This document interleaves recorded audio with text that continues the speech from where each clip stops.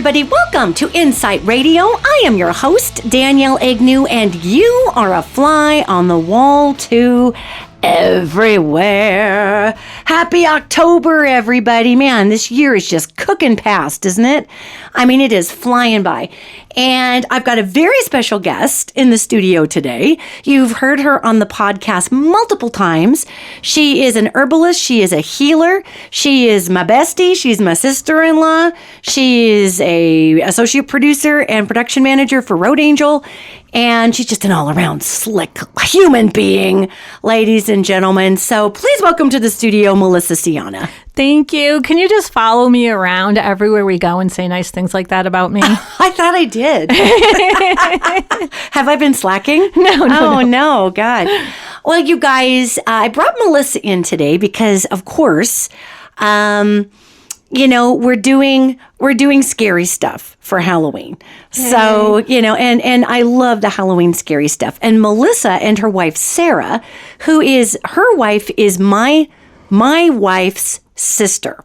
So I know it's like an episode. We could do a whole podcast about that. Oh, God. That's so weird. That gets so strange. So it's, I know. But, even though that's the thing, what we've got here is we've got a wonderful opportunity to talk to Melissa because she and her wife just came back from Connecticut, where you're from. Yes.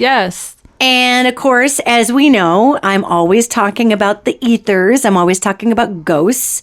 And there is nowhere ghostier than the East Coast of the United States. So super true. I took Melissa in today to talk about, because I like to have you on in October, obviously.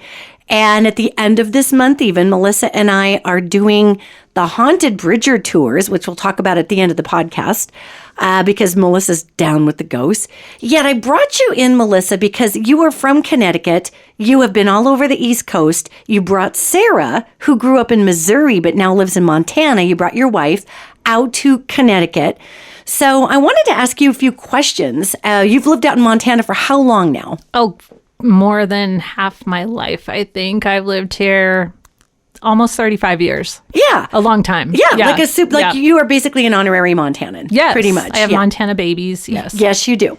So what I would tell you, girl, is that you are a great authority on ghosts.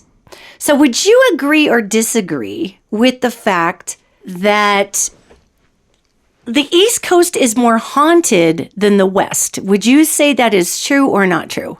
I would say that it is definitely true. And there's something so weird about New England that makes it feel so extremely haunted to me. And I don't know what the reason for that is, if it's just that there have been people there for a longer time. That's true. I mean, lots of people. Yeah.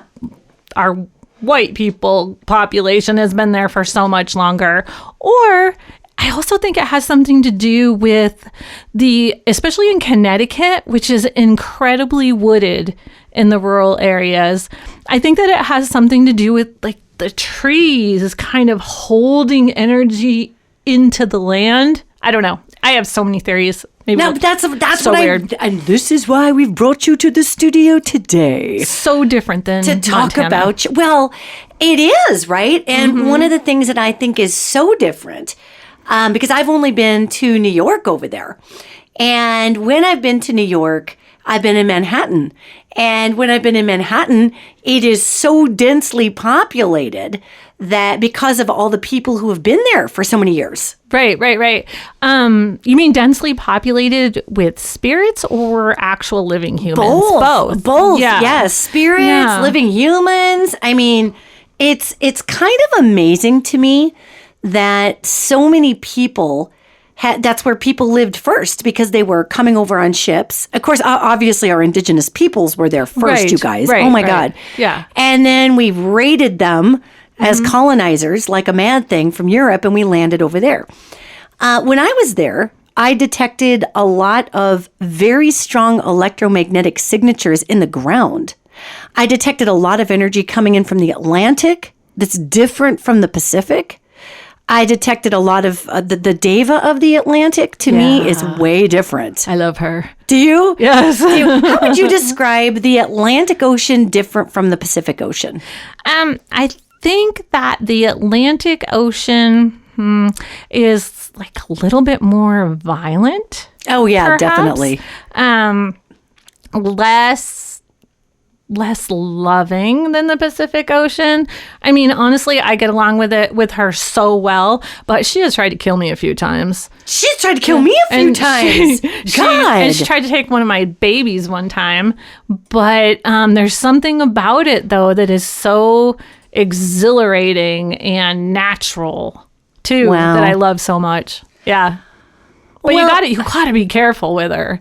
Like, if you're not paying attention, she will give you a lesson. Oh, my God. You're not kidding. Mm-hmm. I mean, she is hardcore. She is. And so I think that the energy of the Atlantic informs the hauntability, quite frankly, of the East Coast to a degree. I mean, the Atlantic is where we find the Bermuda Triangle.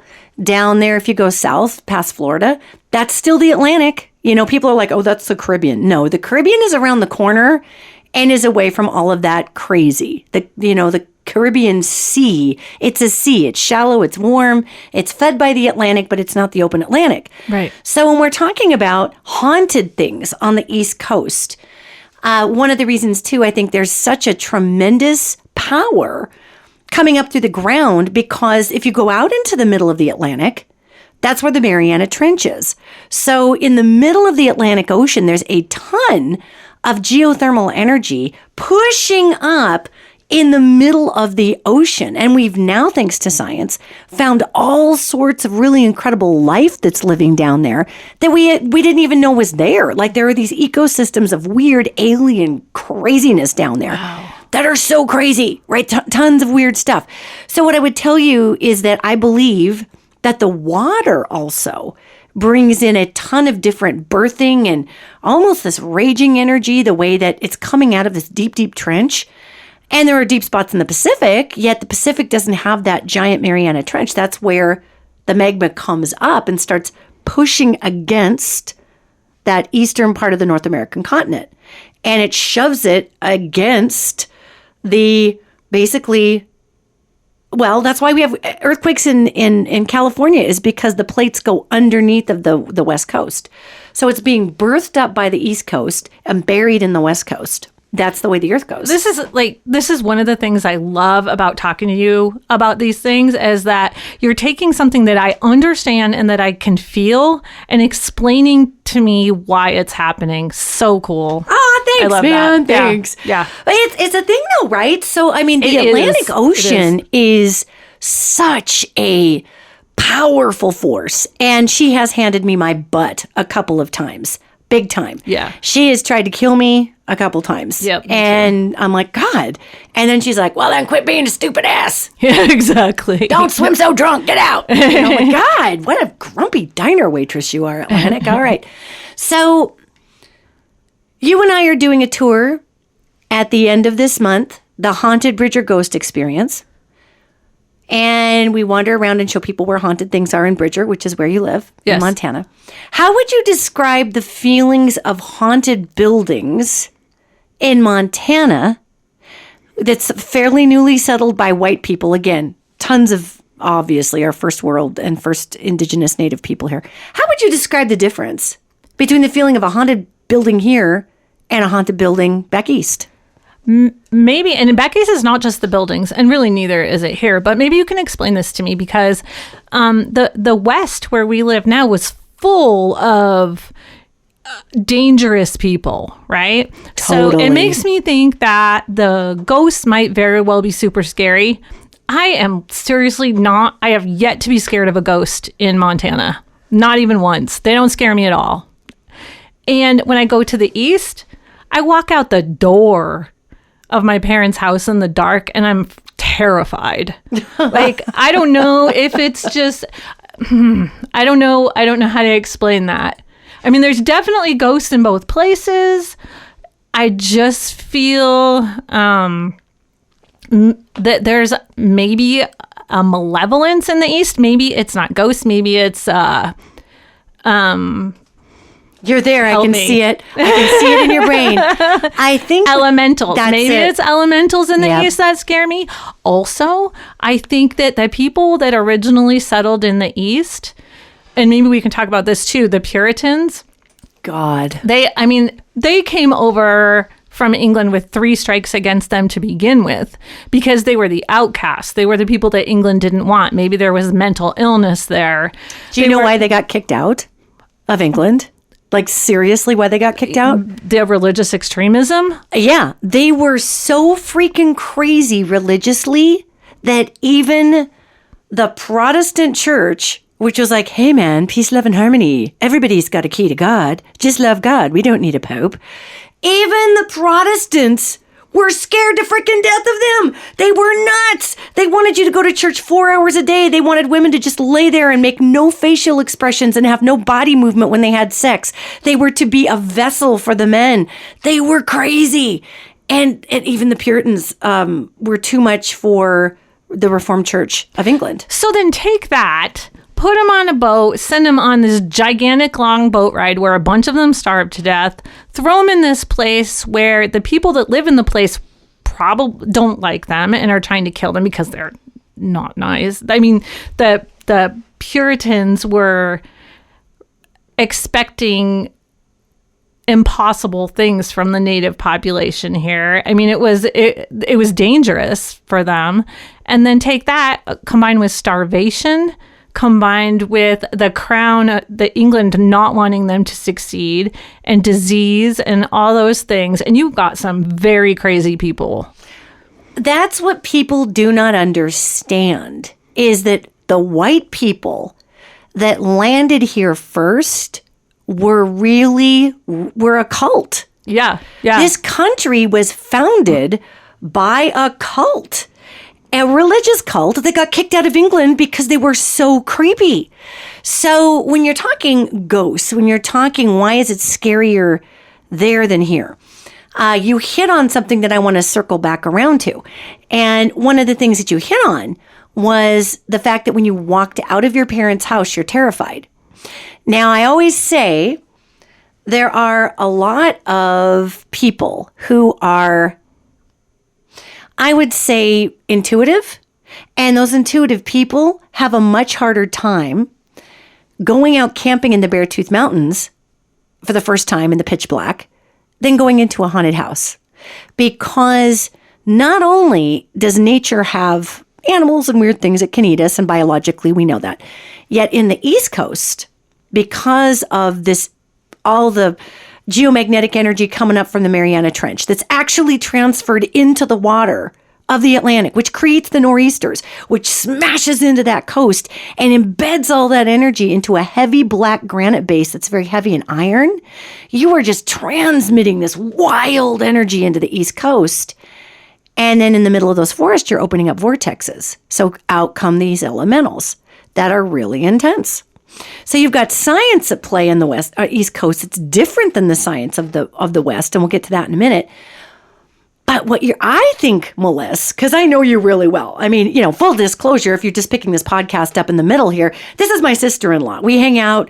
We're buddies. We hang out and have fun. Our families hang out. So I know Melissa really well. And Melissa really is not scared of much of anything. Thanks. It's true. It's true. I will freak out about mud, which is sad because I'm a Montanan. I will freak out about spiders. And Melissa's like, bleh. I'm like, ah. She's like, eh. So you're really not scared of much. So for you to walk out a door in your parents' backyard in a house you grew up in. Yes. And you're afraid. Yes. I'm going with elementals. Okay, I think I didn't answer your question then, because your question was, what's the difference between going into a haunted building in the West versus the East? And honestly, not sure that's that much different. What's really different about the East is when you walk out of the building. Oh, now we're getting into the meat. Yeah. Yeah, it's true. Mm-hmm. Because the times we drove to Salem, I went on a cruise years and years ago. Up the East Coast. I was living in Los Angeles. We got off in Massachusetts and took a bus up to Salem. And when we were driving up to Salem, and I've told this story before, so pardon for the repeat here, but the actual sunlight was cut. Like somebody had sort of inserted a gel, like a light gray gel, right over the bus. There were no clouds in the sky. It's just got dim.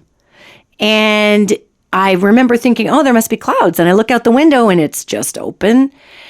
There's like this density of atmosphere in that particular area. And a density of atmosphere will bend light particles because it also is a denser, it's electromagnetism, it's the moisture in the air, it's a lot of things. But it's a vortex hut up there. And we drove into this and nobody said, hey, we're right outside of Salem. Nobody said that on the bus. I just knew because the light cut. Like, you know when you put on sunglasses, Melissa? Yeah. Cuts the light. Yeah. So let me ask you this. So then we also had witch trials in Connecticut. We had witch trials in Connecticut about 50 years prior to the Salem witch trials. Oh, my God. In Wethersfield, Connecticut, which is like central Connecticut on the Connecticut River.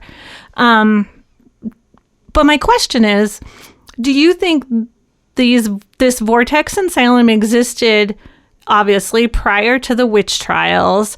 And so do you think that perhaps because of the vortex, because of the way the land is in that specific part of New England, that is perhaps why people got even crazier and the witch trials actually happened? Oh, I think 100%. Because when you have a vortex, you guys, what you've got, and I always describe it like this, are swinging saloon doors between this dimension and another dimension.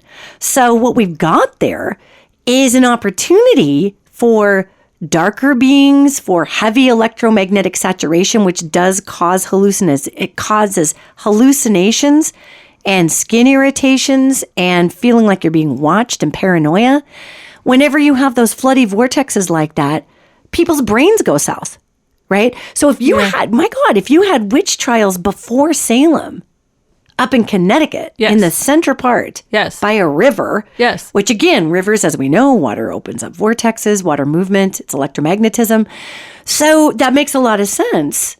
And I think people maybe who were open channels for mediumship or who did experience mental issues probably got leaned on a little heavier in these areas that are high vortex areas.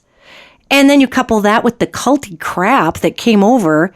And the extreme stress that these people were under with starvation and death and trying to succeed in this land that was so different than what they were used to. I mean, stress does crazy stuff to people. It makes you nuts. It can make you nuts. Have you watched Walking Dead? Look at the characters. They go crazy, you know?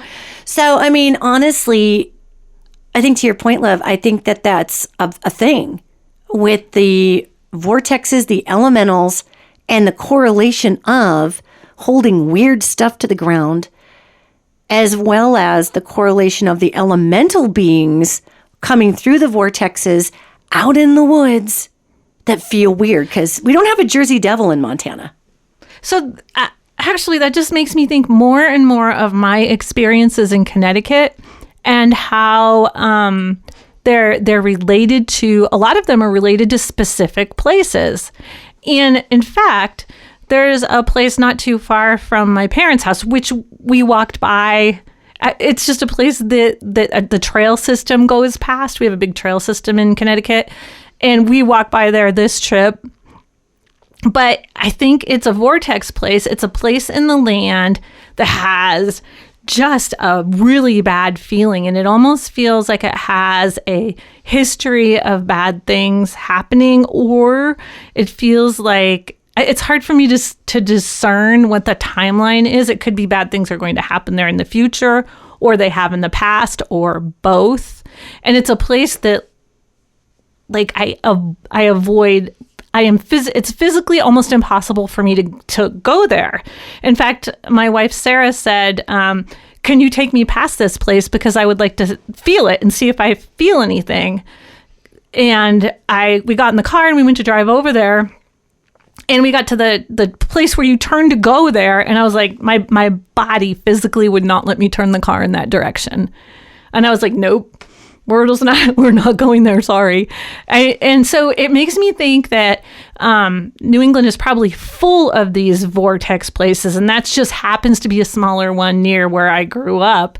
One of them was Salem, another one maybe Wethersfield. And the other thing about this particular place is I do know that I was there.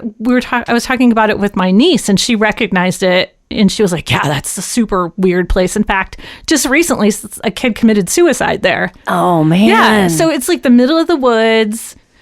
Yeah. Oh. So weird. Oh, middle of the woods. I'm going to key into it now. Let's see what happened there. Let's just take a peek at it. Mm-hmm.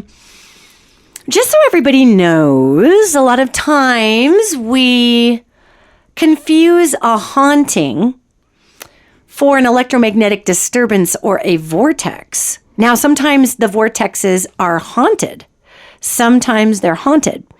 Yet other times, they just feel like crap. Like you wanted to turn down that road and there was something going, don't go here. Yeah. And that to me is indicative of two things. Our body and our brain will stop us from going somewhere that has a huge EMF saturation. Because too much electromagnetic frequency on the human body is not good for the brain or the heart. It's not good for our electrical system or our cells. So the body will genetically stop us. It will detect the high EMF ratio before we consciously know what's happening. And we might interpret it as an eerie feeling. We might say, oh my God, this is so creepy. I'm not going in. I don't know why. And I've had that happen. And the only times I've ever had that happen were in nature. I had that happen up outside. Me and Rebecca, my wife, were up there. My wife, Rebecca. Take that, Kristen. Private joke. Sorry, everybody. But, up there in, way up there in Helena, I was. Oh, yeah. And I got to take you guys up there because you'll feel it. Yeah. And in the West, talking about vortexes and what makes, East versus West, what's more haunted, pretty much, is really kind of what the podcast is about today, is up in Helena. Rebecca and I were noodling around and went up to look for some dolmens up there that are hidden. I started to go down a path to look for some dolmens because I could feel them down there, and I got 3 steps and just stopped. And I could feel that wall of elemental energy that was just like, girl, it's not a good idea for you.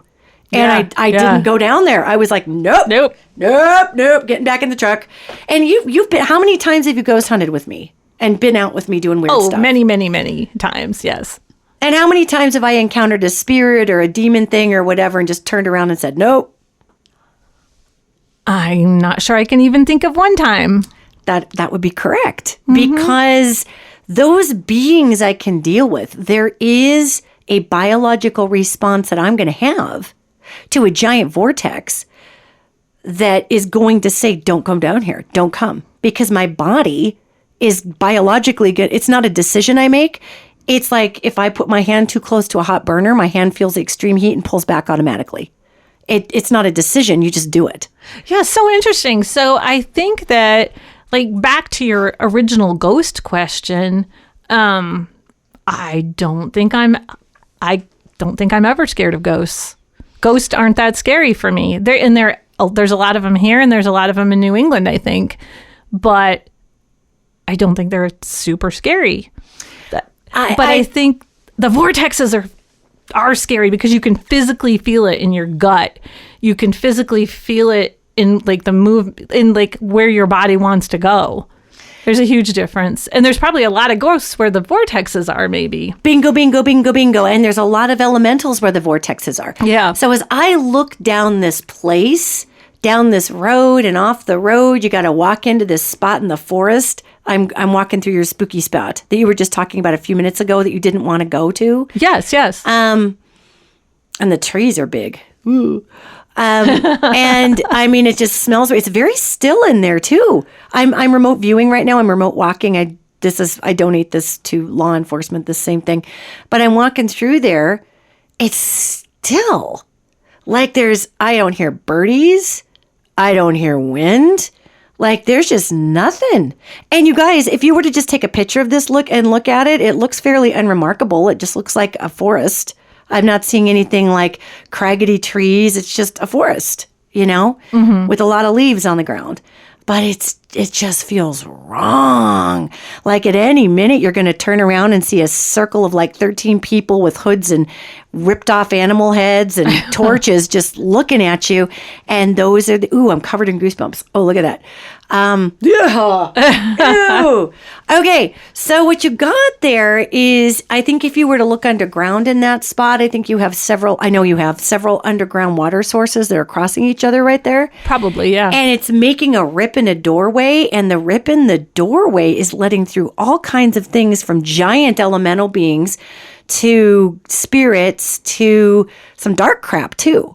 Yes. And so if I want to go die, if I'm depressed and sad, and I go to some place like that, one of the effects of electromagnetic frequency oppression, if you want to call it that, again, is paranoia. So if I'm already down and I go to that space, my paranoia is going to turn into grief or oppressive depression. Mm-hmm. And if I'm prone to suicide, then that's going to tip me over the edge in that spot. Yeah. Or if I'm someone who's crazy and wants to rape a girl, I see a lot of that's happened out there. I see a lot of parties and weird things and people kind of losing their mind a little bit. If you excite brainwaves, Melissa, like say I make a little ray gun and I shoot it at you that accelerates your brainwaves, you will become psycho. And that's why brainwave accelerating weapons are made illegal through the Geneva Convention and the rules of war. You cannot shoot acceleration devices electromagnetically at people that accelerate the brainwaves. What I'm getting in this is a huge fold. We've got 1, 2, it's almost like a crossroads. Okay, so I was just going to ask you this because I feel like the area that we talked about is maybe in the middle of a larger area that's maybe like a couple square miles, because my parents' house is probably like a mile away from there, and weird stuff happens there. And there's like this whole area that strange things have happened, like a house burned down with a kid in it. Oh. Yeah, like I could name off a whole list of things within a 2-mile radius of this spot. So it makes me think that it's a bigger area than just like this little size of a car parking spot, Yeah, no, it is a bigger area. Mm-hmm. It's just that's like if you draw if you draw an X on a piece of paper, where the lines cross over each other is going to be an intense radiation point. Yes. But it's going to radiate all the way out. I think the place where you park your car and walk in a little bit, because that's what it looks like. That's what it is. It's like, honestly, it's a place that kids go to party. It's a place where you might go if like you wanted to go parking as a teenager. I'm seeing parking and raping and all kinds of bad things out there. Yeah. And it's also a colonial road. So right now it's like at this point it's become kind of a dirt road and nobody really uses it. It just goes through the woods. But it was a colonial road back in the day with a community there, which isn't there anymore. I bet it's not there anymore. Right. I bet the forest ate the frick out of that. What's fascinating is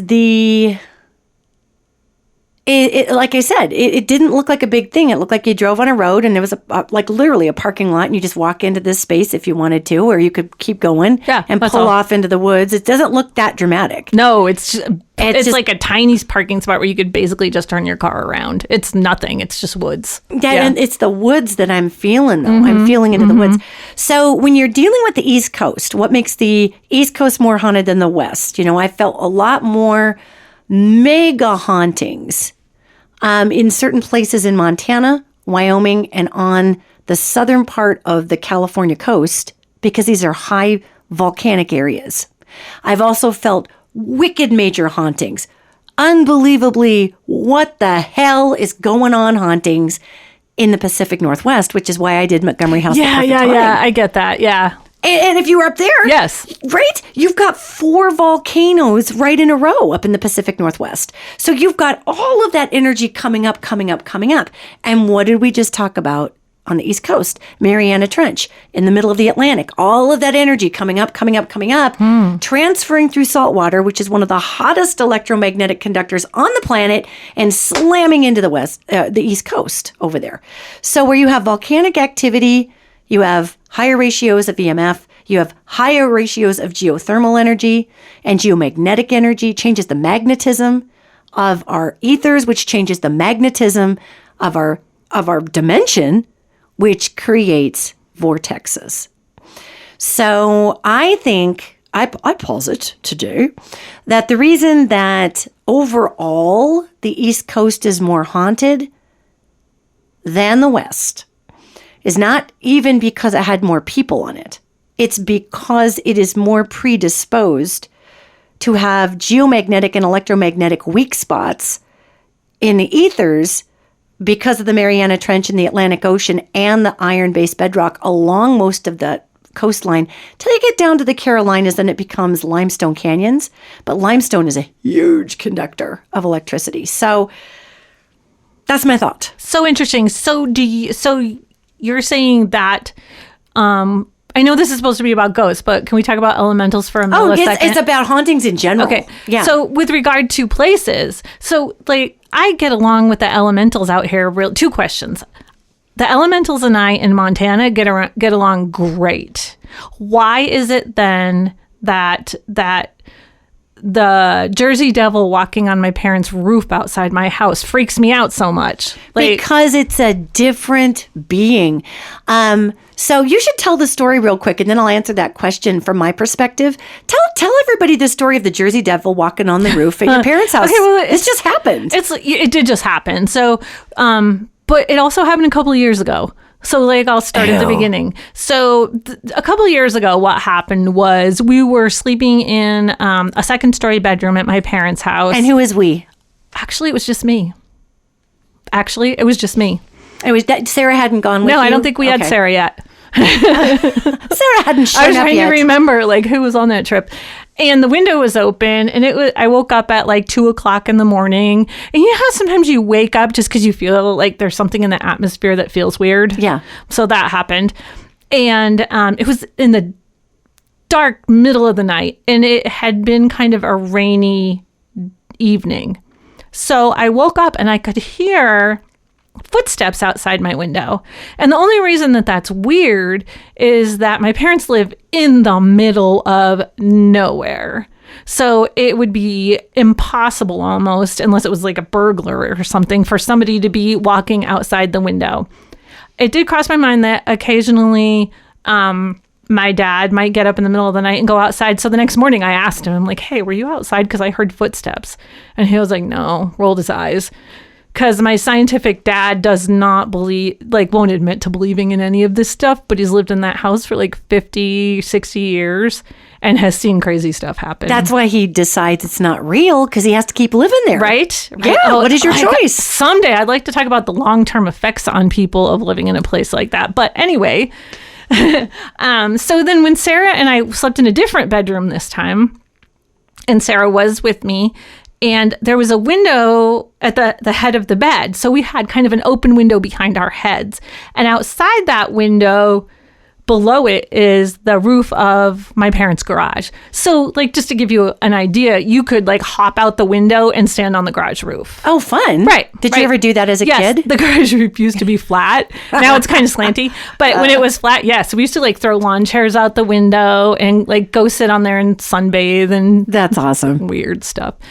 Anyways, and so we're sleeping in the night, and because my parents are elderly and they get up a lot in the night, we had, your phone has a, you can have a wave machine on your phone, or rain. Like an app that runs white noise or some kind of sleep noise or something. So we had that on so we could sleep better because there were other people in the house that were getting up in the night.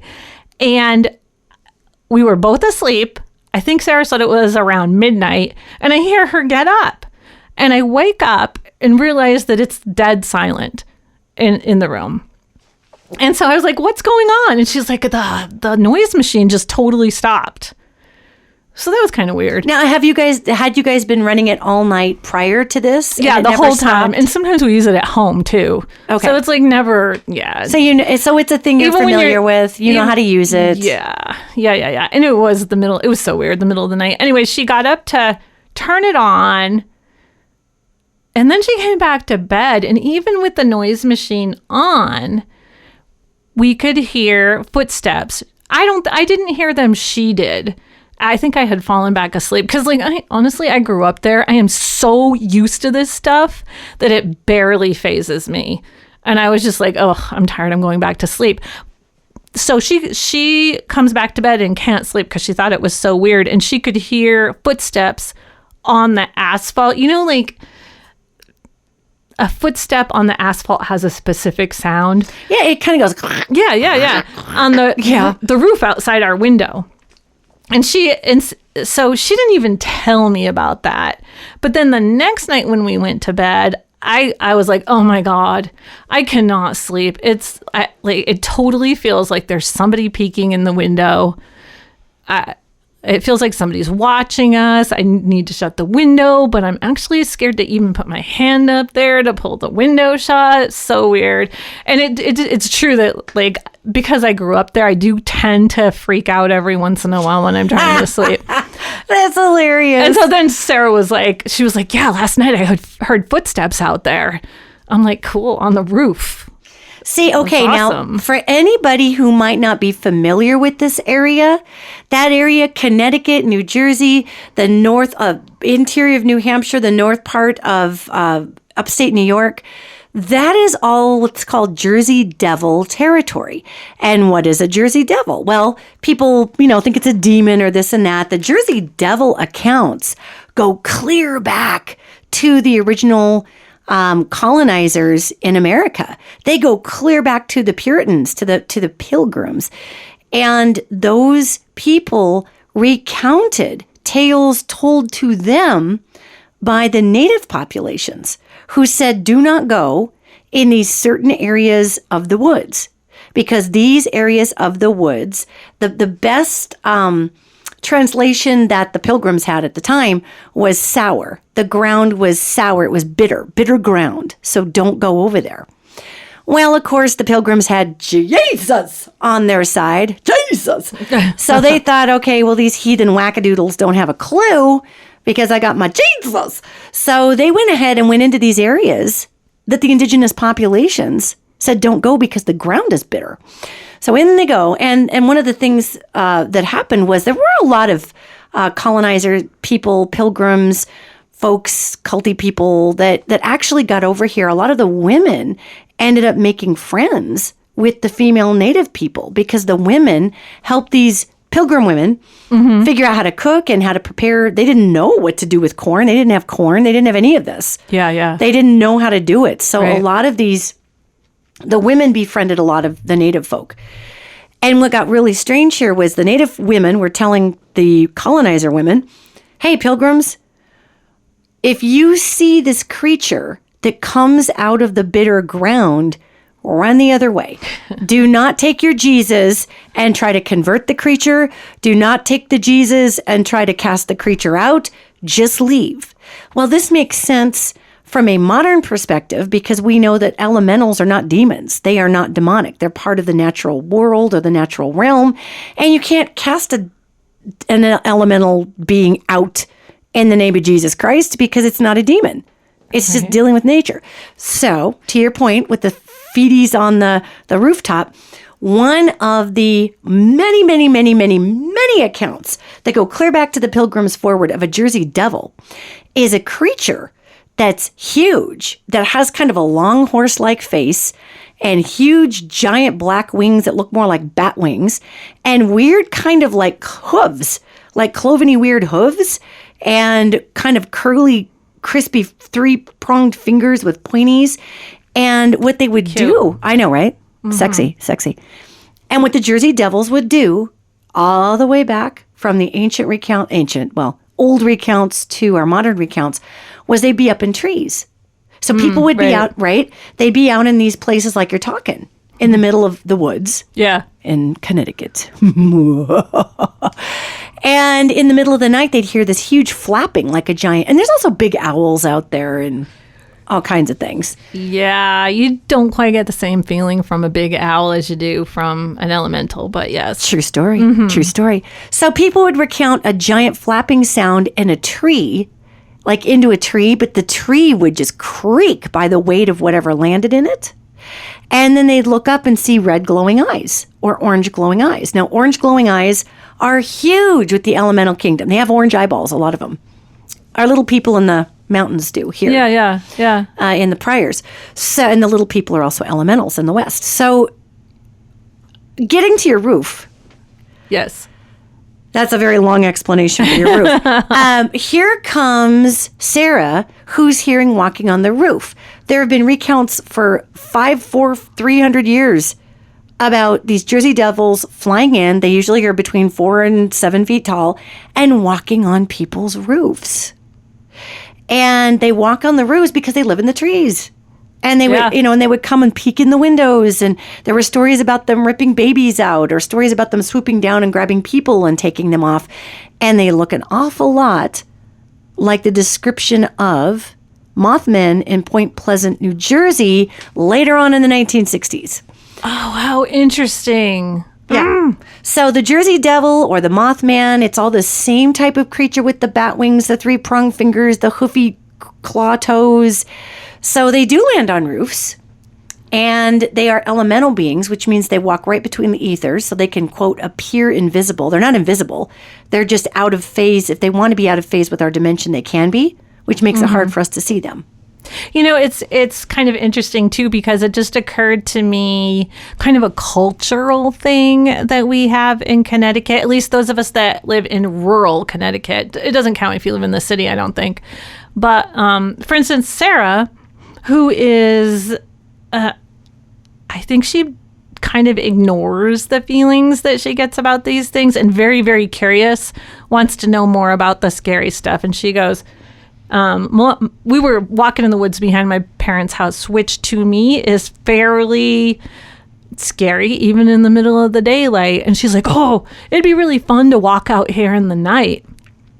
And I was like, girl, we do not do that here. We stay inside in the dark of the night.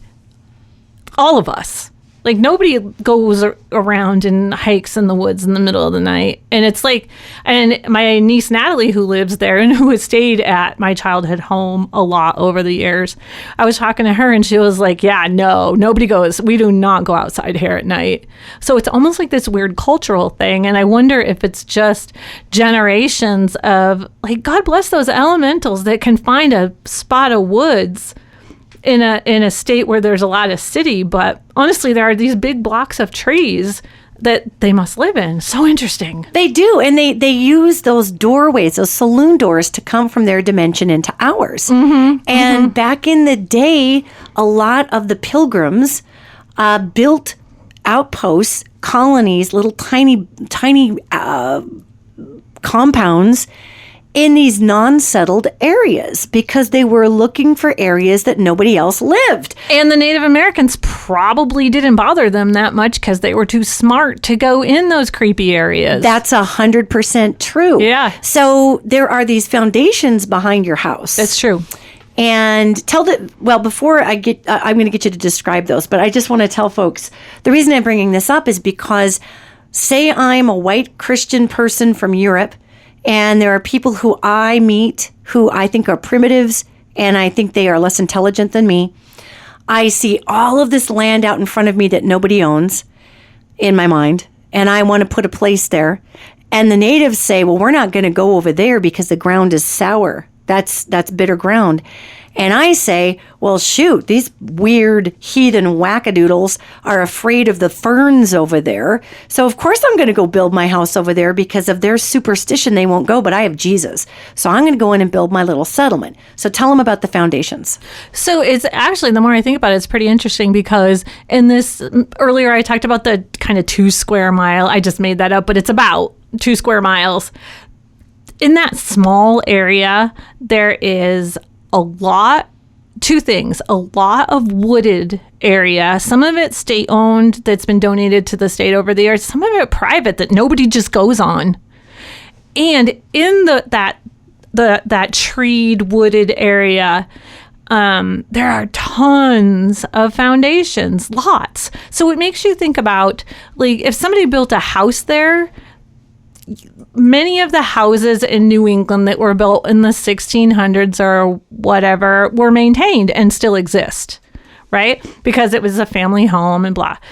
But and you would expect to see maybe one foundation or a couple, but to see so many foundations, abandoned homes that are just now kind of like holes in the ground that are lined with rocks, to see so many of those in such a small area is pretty interesting. It does make you think that it was that people settled in that area and then chose to leave.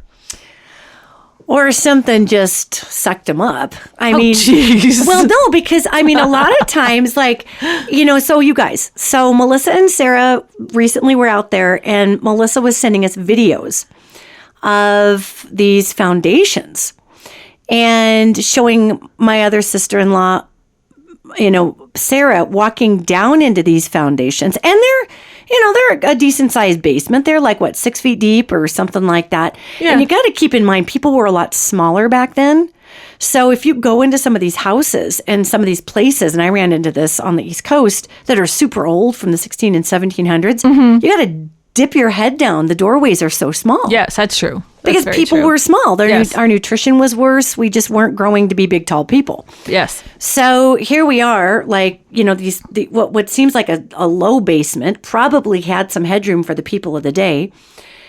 And Sarah's wandering around in there. And the thing about video is it encapsulates an electromagnetic image in the video. It's an electromagnetic medium. So it's taking these energy pictures for somebody who reads this stuff like me, of that area. And I'm feeling there was five of these foundations that were in the ground, 4 or 5 of them. There was that particular spot is not very far from the spot that I told you about, where it's like a tiny parking lot, where the creepy spot. The super creepy spot. Yeah. That's just up the hill from that. And that spot, I believe, is actually kind of a crossroads. It's now in the middle of the woods, but I think it was either a small community at the time or like a large family lived there in several houses. So there's like barns and all kinds of stuff there. It's really cool. But what's weird is, like, you can go to Montana and you can go up to ghost towns like Bannock, which are abandoned, huge towns which have been completely abandoned. Yes. Now, these were people who built towns around the gold rush, okay? So it kind of makes a little sense if you go to Bannock, and it's a whole damn town with just nothing in it anymore. Yeah, yeah. So it's not like people just don't abandon things yet. When Sarah went down into this, I felt it was complete terror that had been left in the rocks. Somebody was so afraid down there and had hid down there.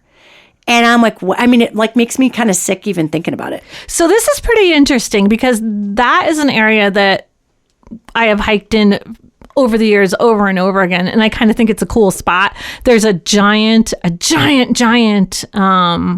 think it's an oak tree there. And so the last time that Sarah and I were back together, maybe like 4 years ago, I sent you a picture of the giant oak tree in the foundations. And at the time, now this year, the oak tree has kind of started to die, and it's not the majestic thing that it was 4 years ago. But you looked at the oak tree and you were like, oh, it feels like somebody's been hanged in that tree. This time I didn't send you a picture of it. So maybe, like, I don't know if you knew it was the same spot, but that makes so much sense. If somebody was going to get hung in that tree, that people were scared and there was lots of fear in the community. Hey. There was something there. There was some kind of an illness, then a ton of fear. They might have hung somebody for being a witch. They might have hung somebody that they thought brought the illness to their camp. This was a group of people who were not very scientifically savvy, right? Right. So what's so weird about this is I look at this and there are like I can go up to Bannock and it's got metal doorknobs and it's modern, right? Fairly modern. It wasn't all that long ago. No. Yes. And you can touch the doorknob, metal stores information. Bam, you get all of it. You get who was there, why they were there, why they left, blah. It was the stones out of these houses. Yeah. And let me tell you something. I'm looking in your soil out there. That is some rocky ass soil. Big chunks of rock. Oh my God, yes. Big chunks. Yes. So in order for me to dig a basement for a 15 by 10 house or however big it was, you got to do that by hand, which means you're pulling out these massive rocks. You know how long it takes to dig a 6-foot hole in the ground? That's a perfect hole. That's a long damn time. Yeah. You've spent a lot of time. Now, that's very different. You guys, I bring this up because it goes to my case about people just leaving a spot or not. That's a lot different than going to Bannock, throwing a few logs down and building a little shed of wood and making it your house. I see where you're going. See what I'm saying? Yeah. So we dig into this thing. We're encountering these big ass rocks. We're making weird, fences out of them. We're using them in our foundation. But that's a lot of work. That is so much work. To just run away from your house. Yeah. Come on, man. So what I felt in there was disease. I felt pestilence. I felt scary shit. I just said shit. And the other thing that was interesting, tell them about that weird, perfectly square hole in the basement. That was weird. Yeah, I don't know what that was. So in keeping in mind that this was overgrown, there were trees growing in the basement, but in the wall of this basement. Foundation. Yeah, it's a foundation, right? So it was made out of primarily kind of round, not round like river cobbles, but not square rocks that were made into a wall. That's how the foundation is made. They stacked them. Yeah, irregularly shaped granite, right? And so there was a square in the wall that was made out of probably like 2 feet by 2 feet, a 2 foot by 2 foot square, maybe. And maybe 2 feet deep? Maybe 2 feet deep, yes. Made out of flat granite. So there was, I think, in the back there was a piece of flat granite, although I'm not sure because I didn't stick my hand in there. There was a flat granite on the top, on the bottom, and on the side. So it almost looked like a little oven. But I don't think it was, because I don't think they would have an oven in the basement, and it wasn't right next to the chimney. So I don't think it was an oven, but it was just like this secret recessed square spot in the foundation. That was made to keep dirt out. It was like a little compartment. Yeah. And I was just like, oh my God, is that like a tunnel to somebody else's house? I mean, what is that?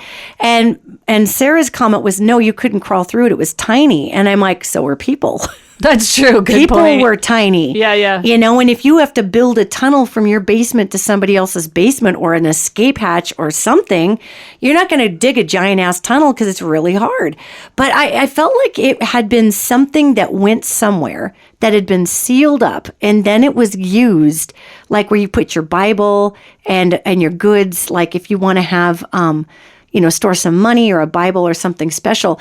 But what was creepy about it, you guys, if you look at this, it's completely unlike the rest of the foundation. Right. It's almost like this, when you look at Egyptian hewn, weird stone that's like super smooth and whatever. I mean, it wasn't that smooth, but it was clearly intentional. Beyond. And It wasn't just like, oh, we have extra pieces, let's make a little cubby. I mean, but it did feel very much like somewhere that you put someone. Okay, here's like an interesting thing, and I don't know if it's pertinent or not, but this crossroads, this small community that used to exist, was kind of at the top of a very small hill. But if let's say there was a tunnel, and let's say that tunnel maybe was like, if it were like, I don't know, 15 feet long, you would probably, and you crawled through it, you would come out on the hillside, which then continued to go down. And it would actually be a super sensible way to escape from something, because it comes out on the side of a hill that continues to go down, and you could just kind of get into that valley. And you could just sneak out the back. Yeah. So it looked very much, the energy of it was, I will store things here, but I can get out this way. That's why I was like, was it maybe it didn't go to anywhere. Maybe it was just dug back a ways. And in the case of something scary coming by, they could go downstairs and crawl in there, and maybe they had a capstone and they could just hold it closed. Or like maybe something wood or something. Yeah, just like a little, like something to just keep yourself safe in there. Yeah, but I mean, it was very much a place, and 2 feet isn't very big to us now, but considering the doorways were tiny. Yeah. You know, maybe you could stick your kids in there and hide them from somebody, you know? Yeah, you could definitely put a kid in there. Yeah, it was weird. And I looked at that going, oh my God, that's a stashing place. So you're in the woods. Maybe you fear the native population, but I think what they were feeling were the Jersey Devils and all these other things that would come out. And just an added element of stress on these people that are already struggling to exist in a fundamental religion. Ugh. Well, no wonder they had the witch trials. God, really? And if you want to look at the stresses that could be on people during that time frame, this is not a good equivocation at all, because it's a totally different part of the country. It's a different part of history. It's it's a couple hundred years in the future. But if you watch the TV show 1883, which is written by Taylor Sheridan, and he writes Yellowstone. It's a show. It's only like 8 episodes. Yeah, it's a great show. Yes. Super good. Mm-hmm. But watch it, because it very realistically paints Western expansion. And the white people were just dropping dead like flies. Yeah. They were getting bit in the butt by rattlesnakes. They were getting eaten by bears. They were drowning in rivers. And it shows the native populations just being like, what in the hell with you guys? Yeah. You know, and trying to just deal with this encroachment of really kind of stupid people who didn't know how to deal with the North American continent. Yeah. And there's a great line in 1883, which I think applies to the foundation and the disappearance of these people on the creepy haunted West Coast, that has swinging saloon doors to how many ever dimensions out there because of the Great Atlantic. However, there's a line in 1883 where this guy who came from, they don't really say where, but it's kind of like Germany-ish sort of place. And his wife who ends up dying, sorry, spoiler, is beside herself. And she turns to him and said, why did we come to this evil place? It tries to kill us at every turn. You know, because Europe didn't have these rattlesnakes and grizzly bears and poisonous things and all the things. Yeah. So from the perspective of the land, I think there's a lot more creepy juju out on the East Coast. There are pockets of creepy juju in the West. Mm-hmm. But you really there's not as much electromagnetism. In the Rockies, there is some. There are places in the Rockies I won't go at night. I don't go out at night. Mm-hmm. Mm-hmm. And I'm not afraid of the bears. They'll hear me coming. Yeah. I'm not afraid of the cougars. I'm not afraid of the mountain lions. I'm afraid of the beings that are in the woods, because they are wild. They are wild. They're not a ghost that I can rationally converse with. They're not a demon, which will react a certain way to particles of light and love. They are part of the earth, and they are a wild card, and they are wild. Yeah. The elementals, they're just so different than us. And so, like ghosts, they're just like people that are dead. They're people without a body. What we do? Yeah. But the elementals, that's a scary thing. I think they are. I do too. Intimidated by them. I mean, and I get along really good with the ones out here, at least the group of elementals that I'm around. I'm sure there's lots of different ones out here that I'm not that familiar with that are way scarier. But even then, even if you have a respect for them, still they're not people. So no. They're not predictable. They're not what we're used to at all. No, and I'm just getting this information right now as I'm listening to you, and I'm remote walking around that space over there. And one of the things that I'm really pulling from that is because of the huge geomagnetic folds in space-time out there, these big vortexes, you've got a lot of interdimensionals out there too. You got shadow people, you've got stuff coming in from other dimensions that is different than an elemental being, but that may not be the most hospitable thing. And may be a dark thing from a darker dimension, from a ickier place, like phantasm, you know? Yeah. That makes so much sense, too. I mean, honestly, I feel like, especially Connecticut, and probably most of New England, but especially Connecticut, you want to go experience some creepy stuff, like all kinds of different creepy things go to Connecticut. Well, and that's the thing. So I think in our discussion of what is more haunted, the West Coast or the East Coast? Haunted being preoccupation of beings that you cannot see. They could be elemental, demonic, human. Haunted being disturbances, predisposition for disturbances in space-time. Though I have encountered some whoppers in the West in pockets, most of them being, honestly, in the Pacific Northwest and along Southern California's fault lines. We've got some wicked ones in Montana too, but they're in little tiny pockets. My vote, I am throwing my vote to the East Coast of the United States being the winner for the most overall paranormally and geomagnetically disturbed area in the country. That's my vote. I love it. I also love how, I mean, I grew up there and I didn't die, so it's probably okay. I'm sure it's fine. I also love, today was such a cool explanation of all the things that I already know in the way that it feels to me having grown up there. And I have seen some crazy stuff. But the geomagnetic explanation makes so much sense. And now it equates to me more as like a characteristic of a place. Yes. Rather than a haunting. Yes. Mm-hmm. Yes. It is a place characteristic which lends itself to activity that we label as paranormal. Yes. It's just a geomagnetic attribute. But that being said, still stay inside at night. Absolutely. Stay inside at night, everybody. Let your body tell you if it's a bad idea. Don't go there. Don't go there. And I love our people of color. Our people of color just don't do dumb, stupid, crazy crap like white people do. White people are like, let's go run into this really dark place in the middle of the night. That'll be fun. It's great. And our communities of color, our native peoples, our black people, our Latin people, they're like, you guys are all nuts. Why don't you white people go feed the monsters? We're going to sit here and just hang out. You guys are idiots. So yeah, white people, listen to your gut a little more. Melissa, thank you so much for coming on today. You're welcome. Thank you. This has been so much fun. And where can people reach you for your work that you do? Because you also do a tremendous amount of herbalism. You do a tremendous amount of healing. Growing up in these very mystically tilted areas have really informed your own looking into botanicals and whatnot in your own life. Where can people get a hold of you if they'd like some good, positive, green witchy juju and some healing? You can read more about me at vintageapothecaryshop.com.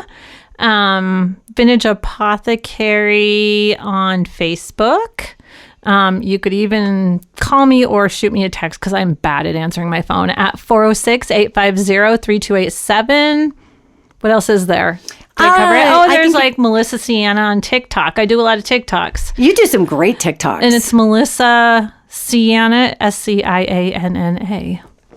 Yes, Melissa Scianna. Follow her on TikTok. She's got good TikToks. Thanks. And also, if anybody, we're coming right up this weekend on Halloween 2022, and we have 4 haunted ghost experiences, ghost tours, we picked some really super haunted places here in Montana. And actually 3 of the 4 tours are already sold out. Yep. Yes. So I think we only have one more if you're in Montana on October 28th. And I believe that's the 10 to midnight tour. That's right. And make sure you guys, if you are going to come, please wear warm clothes. It's cold. It's really cold in Montana. It is cold. And we're crawling around some super scary, weird places that do not have heating. So please wear warm clothes. Be a grown-up. Dress up. I also think the ghosts make it colder. They do make it colder. Mm-hmm. So on top of the weather being cold, then the ghosts get there and it's like this vacuum of freezing. So, all right, you guys. Well, thanks again, Melissa. Thank you. And don't go out at night when it's scary. and I will see you next podcast.